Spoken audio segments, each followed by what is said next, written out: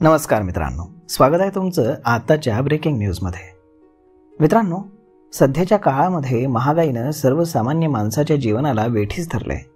विशेषतः खाद्यतेलांच्या किमतीमध्ये झालेली अभूतपूर्व वाढ हा चिंतेचा विषय बनली आहे।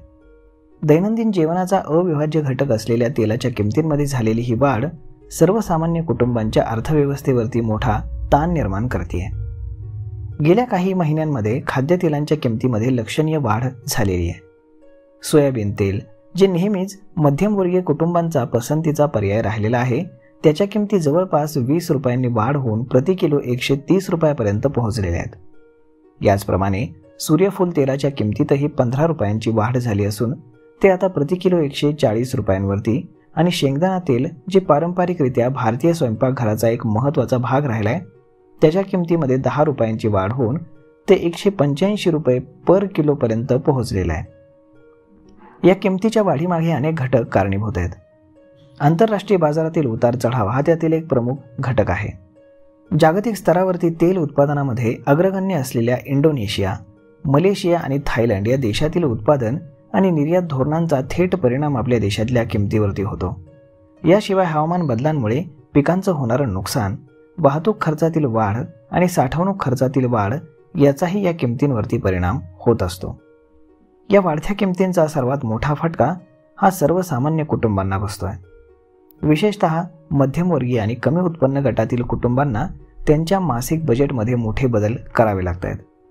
खाद्यतेल हे केवळ घरगुती वापरासाठीच नव्हे, तर अनेक व्यावसायिकांसाठी देखील महत्त्वाचं आहे। लहान हॉटेल्स, रेस्टॉरंट आणि खाद्यपदार्थ विक्रेत्यांना या वाढत्या किमतीमुळे त्यांच्या व्यवसायांमध्ये अडचणींना सामोरं जावं लागतंय।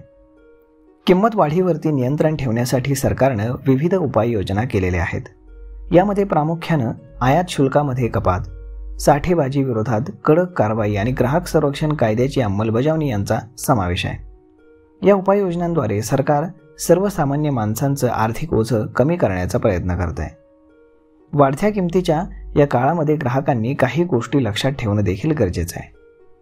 नियमित बाजारभाव तपासणं आणि दुकानातील विविध किमतींची तुलना करणं, मोठ्या प्रमाणामध्ये साठा करून ठेवणं टाळणं, पर्यायी तेलाचा वापर विचारात घेणं, स्वयंपाकातील तेलाचा वापर हा काटकसरीनं करणं, ऑनलाईन आणि ऑफलाईन खरेदीतील किमतीची तुलना करणं। अशा पद्धतीनं खाद्यतेलाच्या किमतीतील वाढ ही सध्याच्या काळातील एक मोठी आर्थिक समस्या बनली आहे। या परिस्थितीवरती मात करण्यासाठी सरकार, व्यापारी आणि ग्राहक या सर्वांनीच सकारात्मक भूमिका घेणं गरजेचं आहे। जागरूक ग्राहक म्हणून आपण सतर्क राहून योग्य नियोजन करून आणि काटकसरीचं धोरण अवलंबून या आव्हानांना मात्र आपण सामोरं जाऊ शकतो। आणि सरकार सुद्धा लवकरच यावरती एक मोठी योजना आणणार आहे, आणि जेणेकरून खाद्यतेलाच्या किमती ह्या मोठ्या प्रमाणामध्ये घसरतील आणि त्या सर्वसामान्यांच्या पुन्हा आवाक्यामध्ये येतील, असं सूत्रांकडनं सांगण्यात आलंय। तर मग मित्रांनो, हा व्हिडिओ, ही माहिती तुम्हाला कशी वाटली हे तुम्ही आम्हाला कमेंट करून नक्कीच सांगा। आणि जर आवडली असेल तर आपल्या जवळच्या मित्रमंडळींसोबत देखील हा व्हिडिओ तुम्ही शेअर करायला विसरू नका। धन्यवाद।